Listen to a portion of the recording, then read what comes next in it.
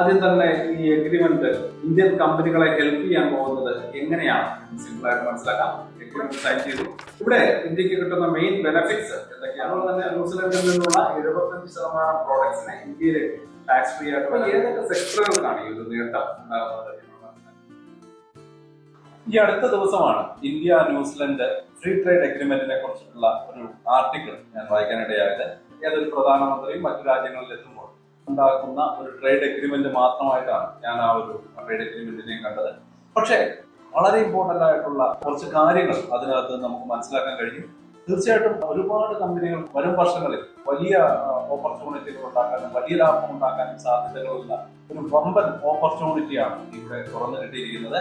അപ്പോൾ ഈ ഒരു ട്രേഡ് എഗ്രിമെന്റിന്റെയും അതിൽ നിന്ന് ബെനഫിറ്റ് ഉണ്ടാകുന്ന കമ്പനികളെ പറ്റിയും നമ്മൾ കൃത്യമായിട്ട് മനസ്സിലാക്കേണ്ടത് വളരെ അത്യാവശ്യമാണ്. നമ്മളെ പോലുള്ള ഇൻവെസ്റ്റർമാര് ഈ ഒരു ട്രേഡിംഗ് ഓപ്പർച്യൂണിറ്റി മുതലാക്കുന്ന കമ്പനികളെ പറ്റി പഠിക്കുകയും ആ ഒരു കമ്പനികളിൽ ഇൻവെസ്റ്റ് ചെയ്താൽ വളരെ നല്ല ഒരു പ്രോഫിറ്റ് ഉണ്ടാക്കാനുള്ള ഓപ്പർച്യൂണിറ്റി നമുക്ക് മുന്നിൽ തുറന്നിടുകയാണ് ഈ ഒരു ഫ്രീ ട്രേഡ് എഗ്രിമെന്റ് എന്നാണ് മനസ്സിലാക്കാൻ കഴിയുന്നത്. ട്രേഡ് എഗ്രിമെന്റിനെ പറ്റി മനസ്സിലാക്കാം, അതിൽ നിന്ന് ബെനിഫിറ്റ് ഉണ്ടാക്കുന്ന കമ്പനികളെ പറ്റി മനസ്സിലാക്കാം. ഡീറ്റെയിൽ ആയിട്ട് പോകാം. Welcome to the eye opener video smart savings and investment solutions. അപ്പോൾ എന്താണ് India New Zealand free trade agreement? ആദ്യം തന്നെ ഈ എഗ്രിമെന്റ് ഇന്ത്യൻ കമ്പനികളെ ഹെൽപ്പ് ചെയ്യാൻ പോകുന്നത് എങ്ങനെയാണ് എന്ന് സിമ്പിൾ ആയിട്ട് മനസ്സിലാക്കാം. കുറെ വർഷങ്ങളായിട്ട് ഇതിന്റെ ചർച്ചകൾ നടക്കുന്നുണ്ടായിരുന്നു. പക്ഷേ ഈയിടെ Indian prime minister New Zealand visit ചെയ്തതോടെയാണ് കാര്യങ്ങൾക്ക് പെട്ടെന്ന് ഒരു നീക്കുപോക്ക് ഉണ്ടായത്. 2025 മാർച്ചിൽ തുടങ്ങിയ ചർച്ചകൾക്ക് ശേഷം ഒരു റെക്കോർഡ് സ്പീഡിൽ ഏകദേശം 13 മാസം കൊണ്ട് 2026 ഏപ്രിലിൽ എഗ്രിമെന്റ് സൈൻ ചെയ്തു. ഇവിടെ ഇന്ത്യക്ക് കിട്ടുന്ന മെയിൻ ബെനിഫിറ്റ്സ് എന്തൊക്കെയാണെന്ന് വെച്ചാൽ, ഒന്നാമതായിട്ട് ടാക്സ് ബെനിഫിറ്റ്. ഈ ഒരു എഗ്രിമെന്റ് നിലവിൽ വന്നാൽ textiles, pharma, leather, engineering goods പോലെയുള്ള ഇന്ത്യയുടെ പല പ്രോഡക്ട്സും ന്യൂസിലൻഡ് മാർക്കറ്റിൽ ടാക്സ് ഇല്ലാതെ വിൽക്കാൻ കഴിയും. അതുപോലെ തന്നെ ന്യൂസിലൻഡിൽ നിന്നുള്ള 75% പ്രോഡക്ട്സിനെ ഇന്ത്യയിലേക്ക് ടാക്സ് ഫ്രീ ആയിട്ട് വരാൻ കഴിയും. വലിയൊരു ഇൻവെസ്റ്റ്മെന്റ് ഓപ്പർച്യൂണിറ്റിയാണ് ഈ ഒരു എഗ്രിമെന്റിന്റെ ഭാഗമായിട്ട് വരാൻ പോകുന്നത്. അടുത്ത 15 വർഷം കൊണ്ട് ന്യൂസിലൻഡ് ഏകദേശം $20 ബില്യൺ, അതായത് ഏതാണ്ട് 1.6 ലക്ഷം കോടി രൂപ ഇന്ത്യയിൽ ഇൻവെസ്റ്റ് ചെയ്യാൻ സാധ്യതകളുണ്ട്.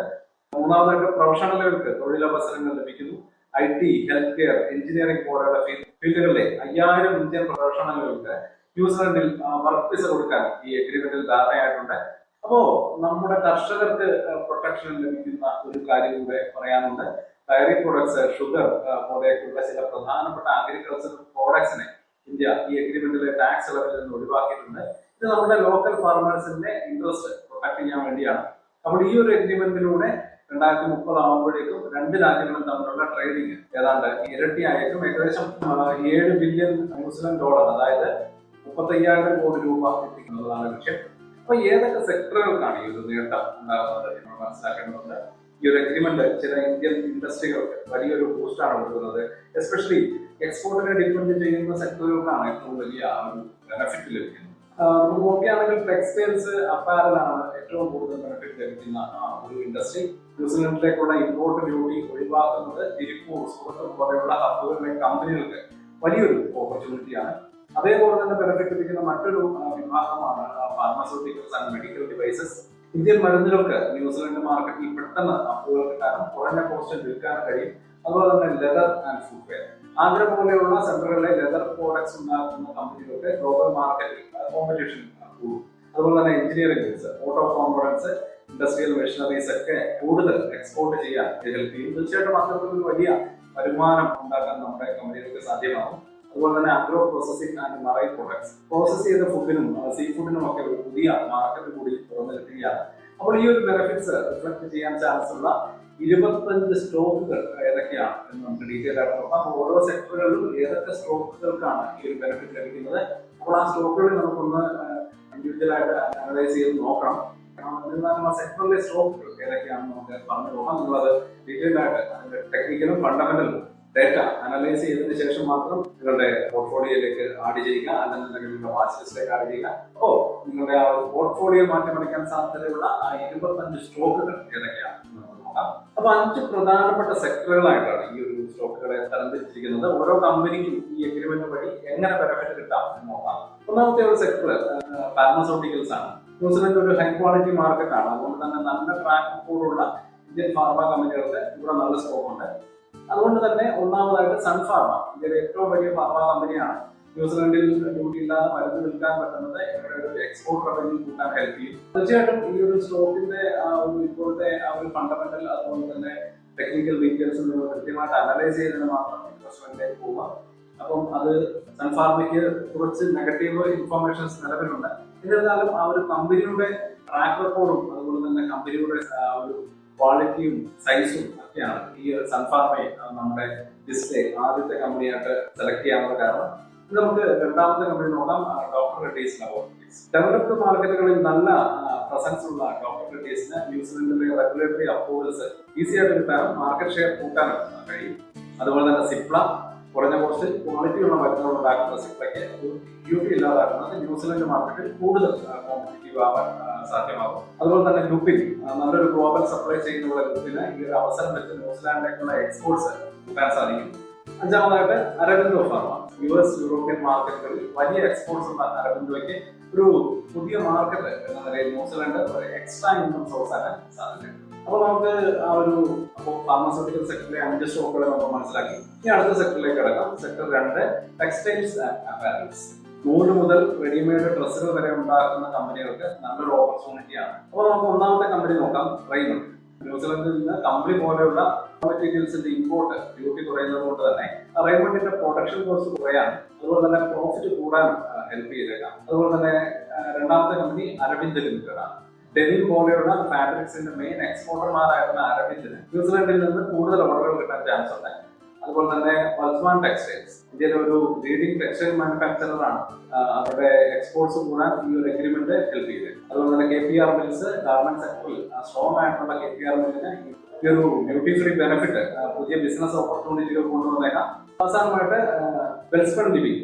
ഹോം ടെക്സ്റ്റൈൽസിലെ ഒരു ഗ്ലോബൽ ജീവനാണ് വെൽസ്പൺ. അവർക്ക് ന്യൂസിലാൻഡിലെ മാർക്കറ്റ് ഷെയർ കൂട്ടാൻ നല്ലൊരു സാധ്യതയാണ്. അപ്പോൾ നമ്മൾ 2 സെക്ടറുകൾ മനസ്സിലാക്കി 10 സ്റ്റോക്കുകൾ കടന്നിരിക്കുകയാണ്. നമുക്ക് അടുത്ത സെക്ടറിലേക്ക് കിടക്കാം.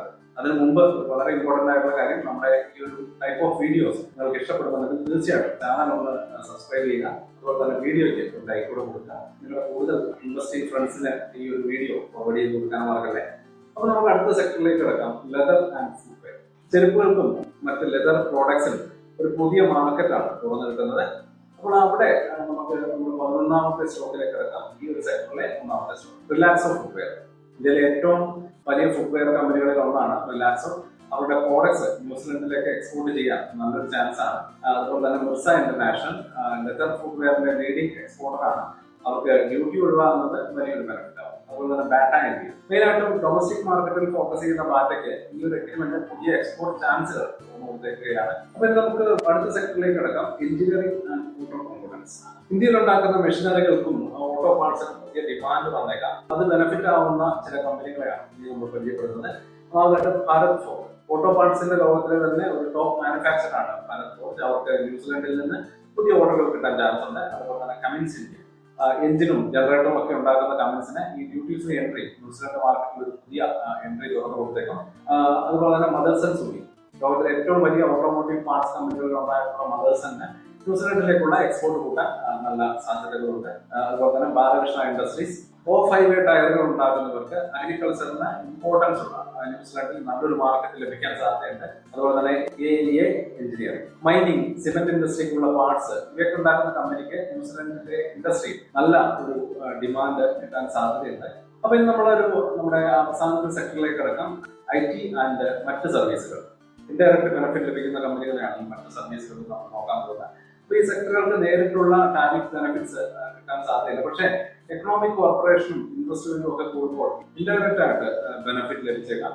അപ്പോൾ അതിലൊന്നാമത്തെ കമ്പനി അല്ലെങ്കിൽ നമ്മുടെ 19ാമത്തെ company Tata Consultancy Service TCS ആണ്. ഇതിൽ ഏറ്റവും വലിയ IT കമ്പനി ആയതുകൊണ്ട് തന്നെ 2 രാജ്യങ്ങൾ തമ്മിലുള്ള എക്കണോമിക് റിലേഷൻസ് സ്ട്രോങ് ആകുമ്പോൾ TCSന് പുതിയ പ്രോജക്ട്സ് കിട്ടാൻ ഹെൽപ്പ് ചെയ്തേക്കാം. അതുപോലെ തന്നെ ഇൻഫോസിസ്, ഗ്ലോബലി നല്ല പ്രസൻസ് ഉള്ള ഇൻഫോസിസിന് ന്യൂസിലൻഡിലെ ഡിജിറ്റൽ പ്രോജക്ടുകളിൽ കൂടുതൽ ചാൻസുകൾ കിട്ടിയേക്കാം. അതുപോലെ തന്നെ ടെക് മഹീന്ദ്ര 5G ടെലികോം സർവീസുകളിൽ സ്പെഷ്യലൈസ് ചെയ്യുന്ന ടെക് മഹീന്ദ്രയ്ക്ക് ന്യൂസിലൻഡിലെ ടെലികോം മാർക്കറ്റിൽ പുതിയ അവസരങ്ങൾക്ക് സാധ്യതയുണ്ട്. അതുപോലെ തന്നെ L&T $20 ബില്യൺ ഇൻവെസ്റ്റ്മെന്റ് ഇന്ത്യയിലേക്ക് വരുമ്പോൾ ഇൻഫ്രാസ്ട്രക്ചർ രംഗത്തെ ലീഡറാകുന്ന L&Tക്ക് പുതിയ പ്രോജക്റ്റുകൾ കിട്ടാൻ നല്ല സാധ്യതകളുണ്ട്. അതുപോലെ തന്നെ ട്രെൻഡാണ് അടുത്തത്. രാജ്യത്ത് എക്കണോമിക് ഗ്രോത്ത് ഉണ്ടാകുമ്പോൾ വെസ്റ്റ് സൈഡ്, സ്റ്റുഡിയോ ഇതൊക്കെ പോലെയുള്ള റീറ്റെയിൽ ബ്രാൻഡുകളുള്ള ട്രെൻഡിന് ഡൊമസ്റ്റിക് മാർക്കറ്റിൽ നല്ല ഡിമാൻഡ് ഉണ്ടായേക്കാം. അതുപോലെ തന്നെ മഹീന്ദ്ര ആൻഡ് മഹീന്ദ്ര അഗ്രി എക്യുപ്മെന്റ്സിലും വാഹനങ്ങളിലും ഫോക്കസ് ചെയ്യുന്ന മഹീന്ദ്രയ്ക്ക് അഗ്രികൾച്ചറൽ ടെക്നോളജിയിലുള്ള കോർപ്പറേഷൻ പുതിയ അവസരങ്ങൾ തുറന്നു കൊടുത്തേക്കാം. അതുപോലെ തന്നെ അവസാനമായിട്ട് ടാറ്റ മോട്ടോഴ്സ് എക്കണോമിയിൽ ഉണ്ടാകുന്ന ഒരു ജനറൽ ഗ്രോത്ത് വാഹന വിപണിക്ക് ഗുണം ചെയ്യും. ഇത് ടാറ്റ മോട്ടോഴ്സിന്റെ ഡൊമസ്റ്റിക് സെയിൽസിന് വലിയ രീതിയിൽ ഹെൽപ്പ് ചെയ്തേക്കാം. അപ്പോൾ 25 സ്റ്റോക്കുകൾ നമ്മളിവിടെ പറഞ്ഞു പോയിട്ടുണ്ട്. അപ്പോൾ ഓരോ സ്റ്റോക്കും നമ്മൾ ഇൻഡിവിജ്വലായിട്ട് സ്റ്റഡി ചെയ്യണം, അവരുടെ ആ ഒരു മാർക്കറ്റിന്റെ സാധ്യതകൾ മനസ്സിലാക്കണം. എന്നിരുന്നാലും ഈ ഒരു എഗ്രിമെന്റിന്റെ ഡയറക്റ്റ് ബെനിഫിറ്റ് അല്ലെങ്കിൽ ഇൻഡയറക്റ്റ് ബെനിഫിറ്റ് ലഭിക്കുന്ന കമ്പനികളെ നമ്മൾ അഡ്രസ് ചെയ്ത് പോയി. അപ്പോൾ തീർച്ചയായിട്ടും നമ്മൾ ഈ ഒരു നിക്ഷേപത്തിന്റെ അപകട സാധ്യതകൾ കൂടി നമ്മൾ മനസ്സിലാക്കേണ്ടതുണ്ട്. ലോങ് ടൈം വ്യൂ നോക്കുകയാണെങ്കിൽ എഗ്രിമെന്റിന്റെ ഫുൾ ബെനിഫിറ്റ്സ് കമ്പനികളിൽ റിഫ്ലക്ട് ചെയ്യാൻ 1.5 മാസം മുതൽ 3 വർഷം വരെ എടുത്തേക്കാം. അതുകൊണ്ട് തന്നെ ഒരു ലോങ് ടൈം ഇൻവെസ്റ്റ്മെന്റ് ആയിട്ട് തന്നെയാണ് തീർച്ചയായിട്ടും ഇതിനെ കാണേണ്ടത്. അതേപോലെ തന്നെ സിസ്റ്റമാറ്റിക് ഇൻവെസ്റ്റ്മെന്റ് മാർക്കറ്റിലെ വോളറ്റാലിറ്റി ഒരു അവസരമായിട്ട് കണ്ട് നിങ്ങളുടെ ഇൻവെസ്റ്റ്മെന്റ് ഒറ്റയടിക്ക് ചെയ്യാതെ പല തവണയായിട്ട് SIP ആയിട്ട് നിങ്ങൾക്ക് ഇൻവെസ്റ്റ് ചെയ്യാം. തീർച്ചയായിട്ടും നിങ്ങളുടെ റിസ്ക് കുറയ്ക്കാൻ അത് ഹെൽപ്പ് ചെയ്യും. അതുപോലെ തന്നെ ബെസ്റ്റ് കമ്പനികളെ സെലക്ട് ചെയ്യുക. സ്ട്രോങ് ബാലൻസ് ഷീറ്റും നല്ല കോർപ്പറേറ്റ് ഗവേണൻസും ഉള്ള കമ്പനികളെ നിങ്ങൾ ഇതിനകത്ത് നിന്ന് ഐഡന്റിഫൈ ചെയ്യുകയും അതിൽ ഇൻവെസ്റ്റ് ചെയ്യാൻ ശ്രമിക്കുക. തീർച്ചയായിട്ടും റിസ്കുകളുണ്ട്. ഒരു ഗ്ലോബൽ എക്കണോമിക് പ്രോബ്ലം, കറൻസിയിലെ മാറ്റങ്ങൾ അല്ലെങ്കിൽ ഈ ഒരു എഗ്രിമെന്റ് നടപ്പാക്കാൻ വരുന്ന കാലതാമസം, ഇതൊക്കെ ഈ സ്റ്റോക്കുകളുടെ പെർഫോമൻസിൽ ബാധിച്ചേക്കാം. തീർച്ചയായിട്ടും അത് നമ്മൾ കൺസിഡർ ചെയ്യേണ്ടതുണ്ട്. അപ്പൊ നമുക്കൊരു കൺക്ലൂഷനിലേക്ക് കിടക്കാം. India New Zealand free trade agreement Indian എക്കണോമിക്കും സ്റ്റോക്ക് മാർക്കറ്റിനും ഇതേപോലെ പുതിയ ഡയറക്ഷൻ കൊടുക്കാൻ കഴിവുള്ള ഒന്നാണ്. ടെക്സ്റ്റൈൽസ്, ഫാർമ, എഞ്ചിനീയറിംഗ് ഇവയൊക്കെ പോലെയുള്ള എക്സ്പോർട്ട് ബേസ്ഡ് സെക്ടറുകളിലെ കമ്പനികൾക്ക് ഒരു ഡയറക്റ്റ് ബെനിഫിറ്റ് കൊടുക്കാൻ സാധ്യതയുണ്ട്. ഒരു ലോങ് ടേം വ്യൂയോടെ ശരിയായ സ്ട്രാറ്റജി യൂസ് ചെയ്ത് ഇൻവെസ്റ്റ് ചെയ്യുന്നവർക്ക് ഈ ഒരു അവസരം നല്ലൊരു വെൽത്ത് ക്രിയേറ്റ് ചെയ്യാൻ ഹെൽപ്പ് ചെയ്യുന്ന ഒരു സാധ്യതകളുണ്ട്. അപ്പോൾ ഈ വീഡിയോ നമ്മൾ ഡിസ്കസ് ചെയ്ത ഏതെങ്കിലും സ്റ്റോക്ക് ഓൾറെഡി നിങ്ങളുടെ വാച്ച് ലിസ്റ്റിലുണ്ടോ, അല്ലെങ്കിൽ ഈ ഒരു എഗ്രിമെന്റിനെ കുറിച്ച് നിങ്ങളുടെ അഭിപ്രായങ്ങൾ എന്താണ്? കമന്റ് ബോക്സിൽ നിങ്ങളുടെ അഭിപ്രായങ്ങൾ പ്രതീക്ഷിക്കുന്നു. അപ്പോൾ ഈ ഇൻഫർമേഷൻ നിങ്ങൾക്ക് യൂസ്ഫുൾ ആയി വീഡിയോ ലൈക്ക് ചെയ്യാൻ മറക്കരുത്. അപ്പോൾ നിങ്ങളുടെ ഫ്രണ്ട്സിന് ഷെയർ ചെയ്തേക്കാം. അപ്പോൾ കൂടുതൽ ഇൻഡെപ്ത് സ്റ്റോക്ക് മാർക്കറ്റ് അനാലിസിസിനായിട്ട് നമ്മുടെ ചാനൽ സബ്സ്ക്രൈബ് ചെയ്യുക. അടുത്ത വീഡിയോയിൽ കാണാം. അതുവരേക്കും ഹാപ്പി ഇൻവെസ്റ്റിംഗ്. സ്റ്റോക്ക് മാർക്കറ്റിലെ ന്യൂസുകളെയും അതുപോലെ തന്നെ അപ്ഡേറ്റുകളെയും ഉൾക്കൊള്ളിച്ചുകൊണ്ടുള്ള ഒരു ഫേസ്ബുക്ക് ഗ്രൂപ്പ് നമുക്കുണ്ട്. ആ ഒരു ഗ്രൂപ്പിന്റെ ലിങ്ക് ഈ വീഡിയോയുടെ ഡിസ്ക്രിപ്ഷനിൽ കൊടുക്കുന്നുണ്ട്. താല്പര്യമുള്ളവർക്ക് ആ ലിങ്കിൽ ക്ലിക്ക് ചെയ്തുകൊണ്ട് ഗ്രൂപ്പിൽ ജോയിൻ ചെയ്യാം. ഏറ്റവും ലേറ്റസ്റ്റ് ആയിട്ടുള്ള ന്യൂസുകൾ നമ്മൾ അതിൽ അപ്ഡേറ്റ് ചെയ്യുന്നുണ്ട്. വളരെ ഇൻഫോർമേറ്റീവ് ആയിരിക്കും. അപ്പോൾ ഇത്രയുമാണ് ഇന്നത്തെ വീഡിയോയിൽ ഉൾപ്പെടുത്തിയിരിക്കുന്നത്.